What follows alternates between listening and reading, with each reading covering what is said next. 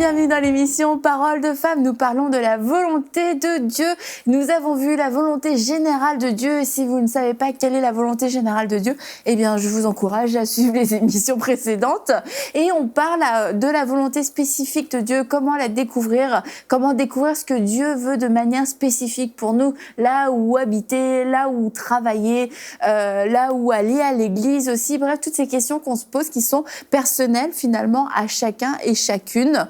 Et on a parlé des rêves, des prophéties, on a parlé de la prière, d'être dirigé par le Saint-Esprit. Et nous avons aussi commencé à parler de l'obéissance.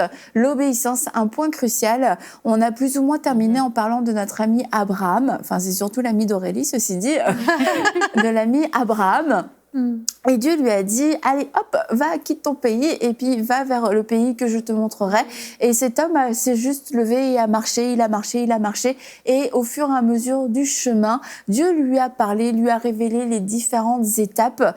Et il y en a beaucoup, on l'a dit, qui sont vraiment tourmentés parce qu'ils ne savent pas où aller. Et l'obéissance va vraiment soulager notre cœur en se disant juste, Seigneur, j'ai entendu ta voix, je vais juste poser un pas l'un après l'autre, croyant que tu vas parler au fur et à mesure. Et dans cette obéissance, il y a vraiment une notion aussi de foi et tout simplement de bon sens aussi, parce qu'il y a des choses, et Aurélie, je pense notamment à ton histoire, on en a déjà parlé, mais Dieu t'a montré Dieu t'a dit vraiment que tu allais travailler dans les médias. Est-ce que tu as décidé d'aller faire des études de fleuriste quand Dieu t'a dit ça? Pas du tout, Annabelle. Quand Dieu m'a dit que je devais travailler dans les médias, mais j'étais déjà en processus, je faisais des études en développement, management des projets, et je me suis réorientée pour aller faire des études au niveau de la télévision, au niveau des médias, parce que ça répondait à l'appel que Dieu m'avait donné. Donc, je suis restée cohérente, Annabelle.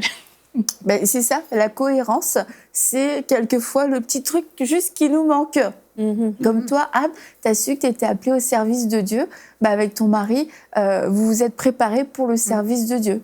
Et puis même, j'avais un appel vraiment particulier. Quand j'avais 25 ans, j'ai vraiment reçu un appel pour la traduction.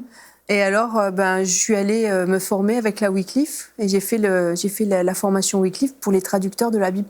Mais c'est sûr que des fois, on veut trop coller notre raisonnement sur l'appel de Dieu, puis des fois, on va peut-être en faire trop, ou on n'est pas exactement dans la cible, mais peu importe, au moins, on a fait un pas et on avance et Dieu précise au fur et à mesure la trajectoire.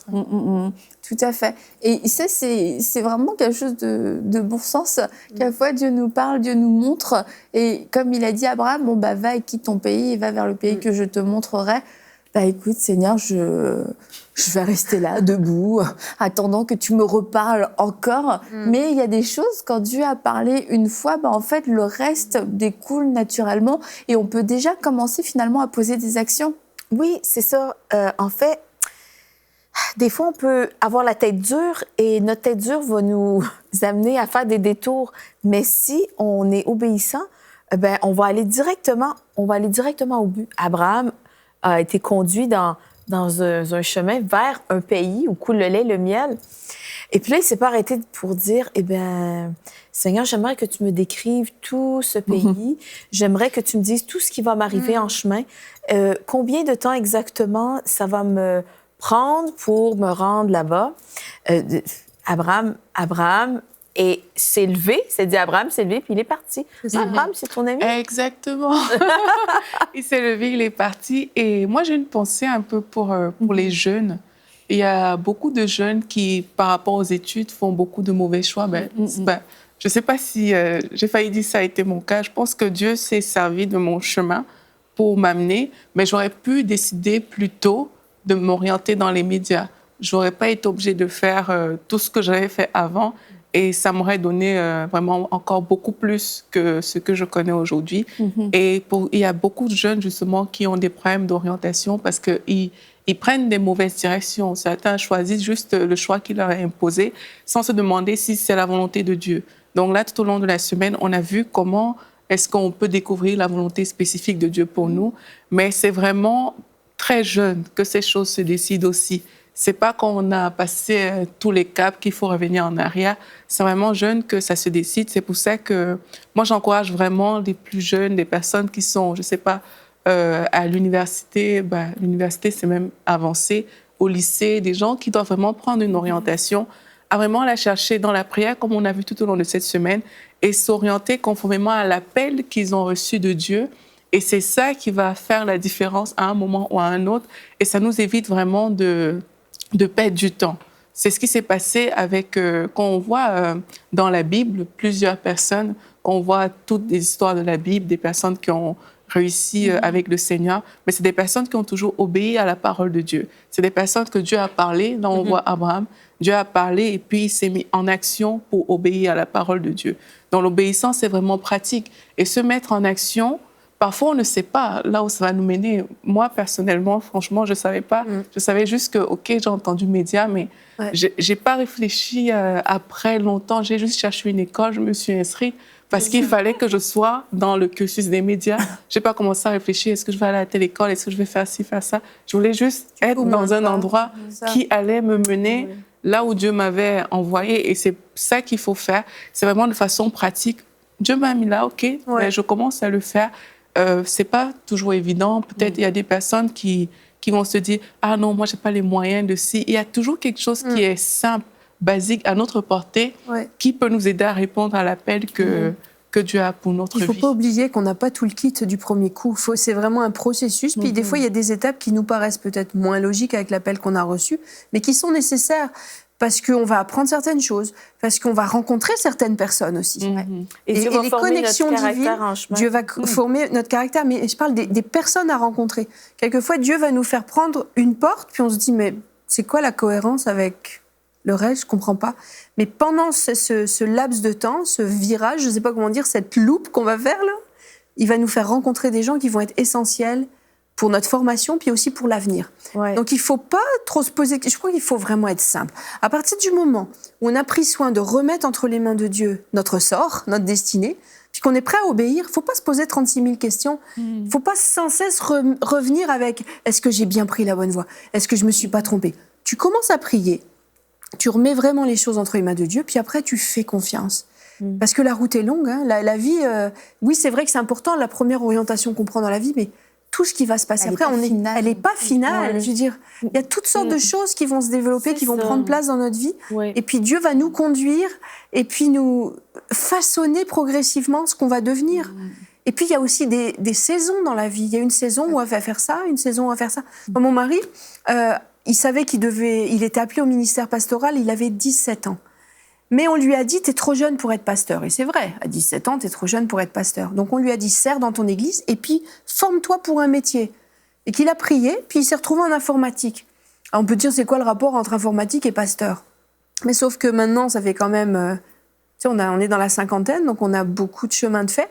Et on voit que c'était absolument nécessaire qu'il ait des capacités en informatique. Ça lui a servi, ça a servi un vrai geek.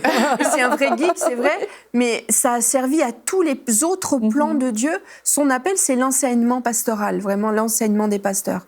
Et ben c'est ce qu'il fait maintenant, à plein de temps. Mais sauf que l'informatique, ça lui a toujours servi. C'est comme moi, la traduction, on se dit, c'est quoi le rapport avec l'enseignement? Parce que notre appel de couple, c'est l'enseignement. Et sauf que j'ai traduit, je crois, 1 400 000 mots de cours bibliques depuis les... Calcule ces mots.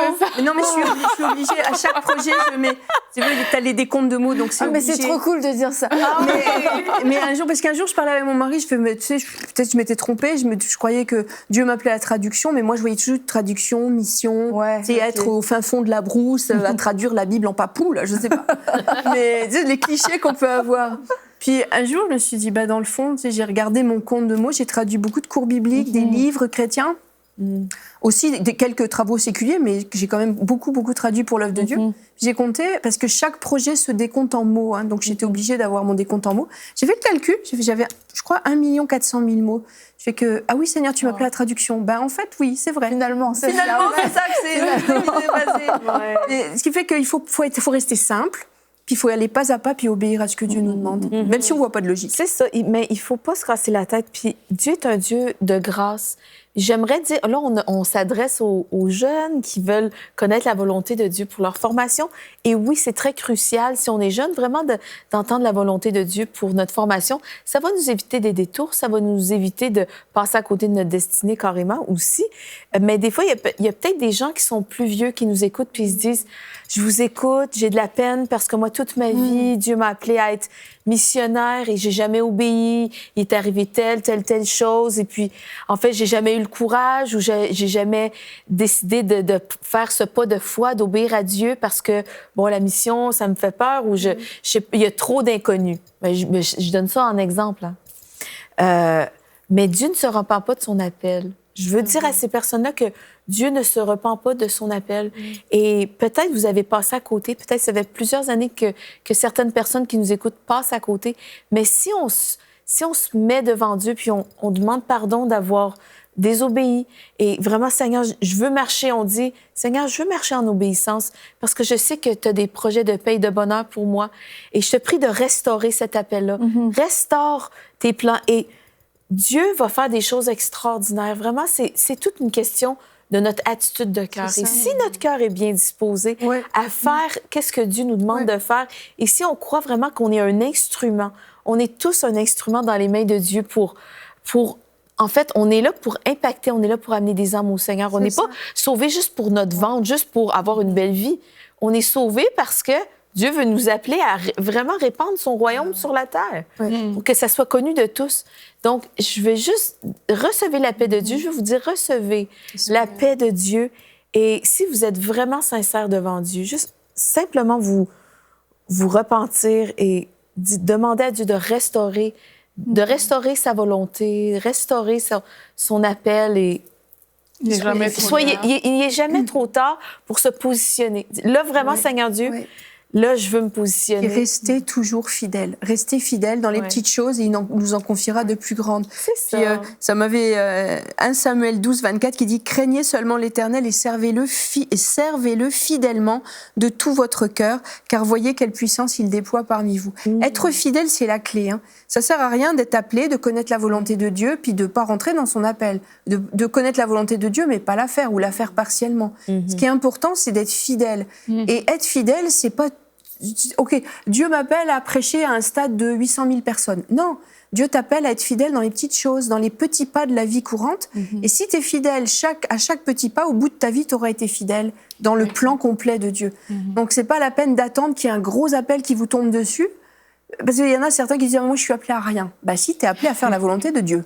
Pour ta vie, pour que tu sois dans le plan de Dieu. Il n'y a pas ceux qui sont appelés puis ceux qui ne le sont pas. On est tous appelés. Tous appelés à faire quelque chose. On est tous appelés. Tous. Donc, il n'y a pas à dire « je ne suis pas appelé ». Tu es appelé.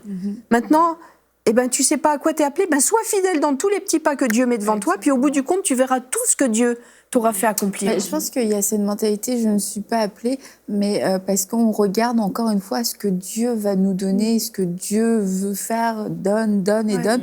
Mais on l'a vu, même Jésus disait « je suis venu ici non pas pour faire ma volonté, mais pour faire la volonté de celui qui m'a envoyé ». Et lorsqu'on se positionne comme ça, on se dit pas « moi je suis pas appelé, moi il n'y a rien pour moi », c'est toi qui dois t'offrir à Dieu de toute façon. Donc, je veux dire, tu prends le problème à l'envers. Lorsque toi, tu t'offres à Dieu comme une feuille blanche, c'est comme, tu sais, je suis un livre à écrire, il y a une histoire à écrire, vas-y, fais-le. C'est pas, toi, t'as rien pour moi, c'est, est-ce que toi, tu as tout donné à Dieu? Est-ce que tu as donné de la matière à Dieu pour qu'il puisse travailler en toi, finalement? Et dans Colossiens, Paul dit cette chose, et je trouve, vraiment, j'aime beaucoup sa prière. Il dit, je prie que vous soyez remplis de la connaissance de la volonté de Dieu en toute sagesse et intelligence spirituelle. Et je pense que dans cette prière-là, il y a énormément de choses. On prie pour connaître la volonté de Dieu, et cette volonté de Dieu est accompagnée d'une intelligence et d'une sagesse spirituelle, de tout ce dont on a dit finalement, parce que la fidélité, ça fait partie de la sagesse spirituelle. On ne peut pas connaître la volonté de Dieu en disant moi je veux pas être fidèle, moi je veux que ça se passe comme moi je veux. Dans l'intelligence et dans la sagesse spirituelle, il y a les temps et les moments de Dieu, il y a les conditions de Dieu, les circonstances de Dieu, et il y a aussi, tu as parlé tout à l'heure rapidement du caractère. Et c'est vrai, il y a des moments, Dieu nous parle et vraiment, il met le point sur certaines choses dans nos vies. Il nous dit, là, tu as besoin de grandir. Là, il y a besoin d'un petit ajustement dans ta vie. Parce que ça va pas aller. Si tu le fais pas, la main de Dieu va s'apesantir sur toi. Tu vas te retrouver vraiment dans un cul-de-sac. Et puis, tant que tu n'auras pas compris la leçon, t'en sortiras pas. Et c'est pas du chantage que Dieu nous fait. C'est pas, allez, fais ça bien et puis tu vas avoir une récompense. Il y a besoin que ça change parce que tu vas pas pouvoir supporter l'étape d'après. Tu vas pas pouvoir pleinement la vivre. Tu vas pas être apte à recevoir le prochain plan. Et souvent, il y a des personnes qui disent, moi, la volonté de Dieu, ça s'accomplit pas, je sais, mais voilà, les portes s'ouvrent pour X et un tel, tout le monde, ça marche. Mais est-ce que tu as pris au sérieux les paroles spécifiques que tu as reçues pour ta propre vie? Mais dans ce que tu dis... Dans ce que tu dis, et moi, j'ai envie de dire... Vas-y, Anne, je vais faire. Je sais plus ce que je voulais dire. Je sais plus ce que je voulais dire. Donc, vas-y, fais, ça va me revenir. Mais moi, c'est juste, avant même de parler de fidélité, c'est qu'on avait vu au début de la semaine que dans la volonté de Dieu se retrouve dans sa parole. Et moi, j'ai envie de dire, en attendant de peut-être connaître la volonté spécifique de Dieu, nous tous, on est appelés, comme on l'a dit, et on est tous appelés à gagner des âmes. Ça, c'est déjà une volonté claire et de base pour tout le monde. Ouais. Donc, s'il y a des personnes qui se disent « mais moi, je ne sais pas à quoi je suis appelée, Dieu ne me montre pas ci, Dieu ne me montre pas ça et tout », l'une des choses auxquelles nous tous, déjà, on peut être d'accord par rapport même à la volonté générale de Dieu, c'est aller faire de toutes les nations des disciples. Exactement. Donc, déjà, sur ce chemin-là, sur le chemin d'aller faire des nations des disciples, mais Dieu va aussi nous ouvrir beaucoup de choses. Ouais. Et on va découvrir beaucoup de choses aussi plus spécifiques par rapport à notre vie. Parce que là, on parle du service aussi. Et dans le service, c'est une des manières de servir le Seigneur, c'est d'aller faire de toutes les nations des disciples. Et c'est dans le service que la fidélité est jugée. C'est quand on va bien... la Bible dit que si tu n'es pas fidèle dans les choses qui sont à autrui, on ne te donnera pas ce qui est à toi. Exactement. Donc, pour arriver là où Dieu veut nous conduire, mais il va falloir qu'on passe par des étapes. Et dans ces étapes-là, il faudra qu'on soit fidèle dans ce qui est à autrui. On ne pourra pas juste se dire « Ah non, moi, Dieu, ce n'est pas ça que Dieu m'a montré. » Non, c'est qu'il faut, là on parle du caractère, on parle de différentes choses, c'est quand tu seras en train de faire ce qui est à autrui, mais que ton caractère, il va se former. C'est là où Dieu va te façonner. C'est là où tu seras taillé sur mesure pour aller embrasser ce qui est à toi. Donc, ce n'est pas une option que de se dire... C'est beau ce que tu dis, Aurélie, pour aller embrasser ce qui est à toi. C'est pas une... Bon, mais ça m'est revenu. Vas-y. Ça fait une bonne transition. Dans ce que tu disais, Annabelle, justement, tu parlais justement des gens qui disent moi, la volonté de Dieu, je ne sais pas, il ne se passe rien, je ne la connais pas, il ne se passe rien. Et en fait, je pense qu'il y a une mauvaise perception. Ce n'est pas une récompense que Dieu nous dévoile son plan. Parce qu'il a un plan pour tout le monde. C'est pas une récompense. J'allais dire, c'est une feuille de route pour le chemin qu'on a à parcourir. Mais c'est pas une récompense. Et on lève le poing contre Dieu en disant moi, il se passe rien, tu me dis rien, moi, je fais rien de ma vie. C'est peut-être toi le problème. Parce que Dieu a un plan pour chacun. Et c'est pas une récompense, le plan de Dieu pour ta vie. C'est une feuille de route. Et c'est à toi de dire, est-ce que je vais être fidèle pour rentrer pas à pas dans le plan de Dieu pour ma vie, ou est-ce que je veux attendre les bras croisés comme un enfant capricieux en disant il se passe rien pour moi. C'est pas du tout la bonne approche. Dieu a un plan pour toi, pour moi, pour nous tous, et c'est à nous d'entrer fidèlement, petit pas par petit pas, en obéissant aux choses basiques, comme disait Aurélie. On est tous appelés à faire de toutes les nations des disciples. Tes voisins, c'est déjà un bon premier pas. Et puis prier pour ceux de l'étage du dessous, de l'étage du dessus, c'est aussi un bon premier pas. Et puis Dieu va nous faire avancer dans son plan. Donc, ce n'est pas une récompense, c'est une feuille de route. Et quand on change quand on change de regard sur le plan de Dieu pour notre vie, ça va changer beaucoup de choses dans notre attitude de cœur aussi. Et on n'a pas à se comparer aux autres, puisque la feuille de route d'Annabelle n'est pas ma feuille de route. Et la feuille de route d'Aurélie n'est pas celle de Mathilde. On est unique, et notre feuille de route est unique, notre temps est unique et les plans de Dieu pour nous sont uniques. Donc Dieu a un plan pour nos vies, rentrons-y pas à pas, fidèlement, sans regarder chez le voisin ce qui se passe et en étant frustré parce que lui, il avance plus vite que moi. Parce que ça n'a pas de sens dans le regard de Dieu. Mais c'est bien ce que tu dis parce que en fait, tu parles de la comparaison, Anne. Parce que des fois, on peut être porté à se comparer. Mais telle personne a un super grand appel dans sa vie et moi, je rêve d'avoir un grand appel. Mais la volonté de Dieu, c'est pas juste les très grandes choses. Non. La volonté de Dieu, c'est la vie de tous les jours. Oui, c'est notre travail, c'est notre ministère, c'est notre famille, le conjoint le conjoint que Dieu a choisi pour nous. C'est plein de choses, mais c'est dans les petites et dans les grandes choses. Il faut pas entrer dans la comparaison et savoir que la volonté de Dieu pour ma vie est la meilleure. Il faut pas essayer d'entrer dans l'imitation. C'est ça. Donc, essayer d'imiter. Donc, des fois, on parlait plutôt que Dieu a besoin de façonner notre caractère, justement parce que peut-être je me compare encore trop et Dieu ne pourra pas m'utiliser parce que si Dieu m'amène à l'étape suivante trop rapidement, ben j'aurais pas été formée dans mon caractère. Je vais me comparer tout le long. Je suis colérique, je suis peut-être orgueilleuse. Ben, je suis incapable de travailler avec des gens. Donc, des fois, peut-être qu'on peut trouver le chemin par lequel Dieu nous fait passer. On peut trouver ça étrange, mais des fois, c'est un chemin nécessaire juste pour que Dieu nous façonne à travers ça.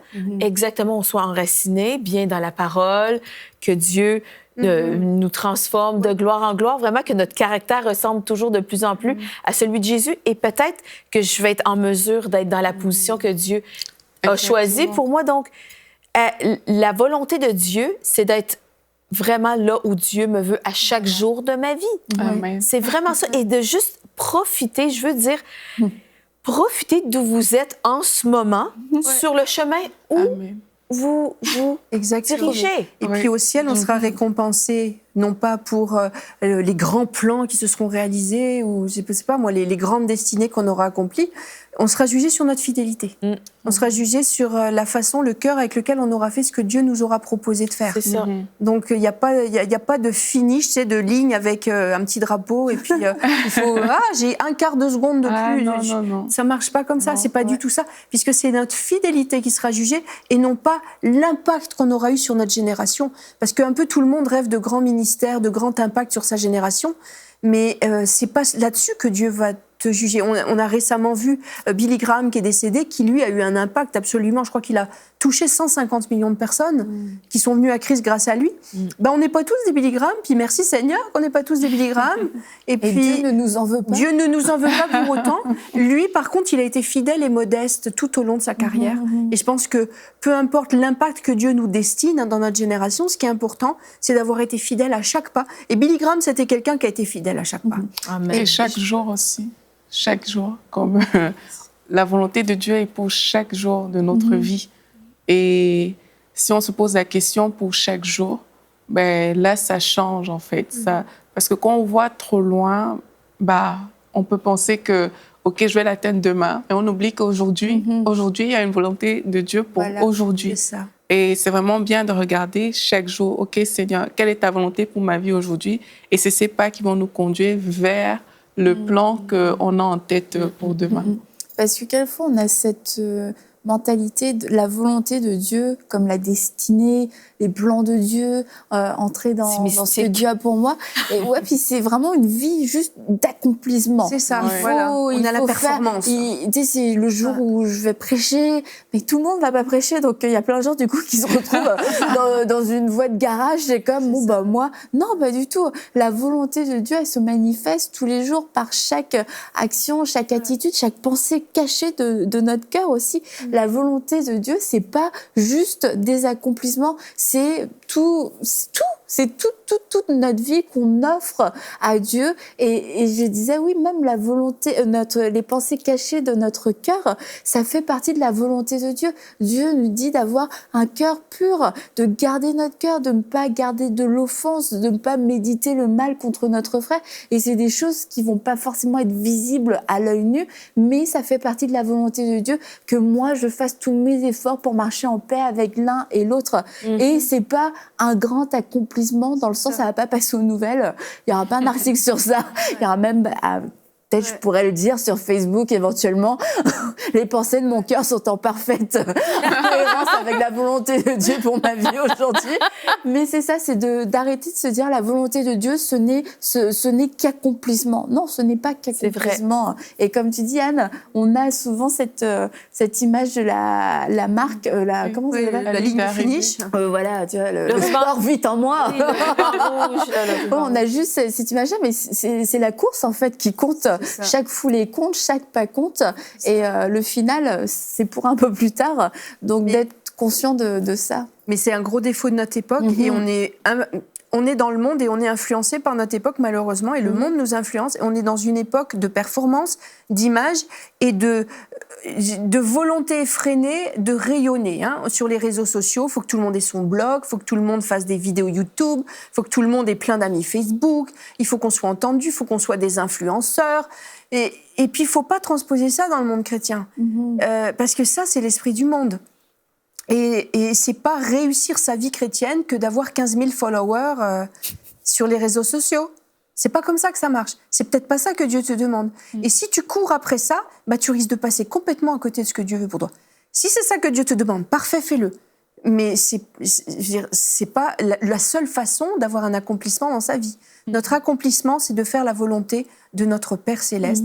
C'est de respecter ce qu'il nous dit dans sa parole, d'avoir un cœur pur, d'avoir un cœur fidèle et d'aller jusqu'au bout de notre marche chrétienne.